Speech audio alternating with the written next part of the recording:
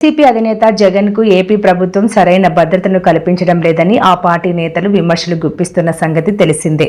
కుట్రలో భాగంగానే జగన్ భద్రతను నిర్లక్ష్యం చేశారని ఆరోపిస్తూ జగన్ కు కేంద్ర బలగాలతో భద్రతను కల్పించాలని కోరుతూ కేంద్ర హోంశాఖకు వైసీపీ నేతలు లేఖ కూడా రాశారు. ఇదే అంశంపై మంత్రి నారా లోకేష్ తాజాగా అసెంబ్లీ సమావేశాల్లో స్పందించారు. డిప్యూటీ సీఎం పవన్ కళ్యాణ్ కంటే ఎక్కువ భద్రతను జగన్ కు కల్పిస్తున్నామని చెప్పారు. జగన్ కు Z+ కేటగిరీ సెక్యూరిటీని కల్పిస్తున్నామని తెలిపారు. వైసీపీ నేతలు అసత్య ఆరోపణలు చేస్తున్నారని విమర్శించారు. తమ ప్రభుత్వం వ్యక్తిగత కక్షలకు వెళ్లడం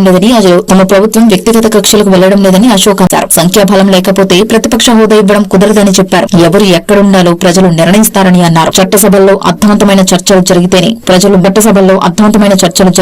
ప్రజలకు మేలు జరుగుతుందని చెప్పారు. అసెంబ్లీలో గవర్నర్ ప్రసంగాన్ని డిస్టర్బ్ చేసి పోయారని విమర్శించారు. గతంలో తాము నిరసన తెలియజేసినప్పుడు బెంచీల వద్దే ఉండి ధర్నా చేశామని, పోడియం వద్దకు రాలేదని గుర్తు చేశారు. ప్రతిపక్ష హోదాకు ఎంత బలం ఉండాలో పార్లమెంట్ 121C నిబంధనలో స్పష్టంగా ఉందని అన్నారు.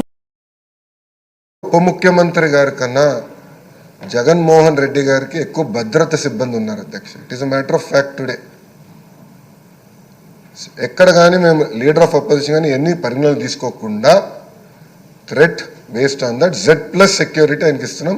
గౌరవ ఉప ముఖ్యమంత్రి గారికి Z కేటగిరీ ఉంది అధ్యక్ష, Z+ ఇచ్చారు అధ్యక్ష.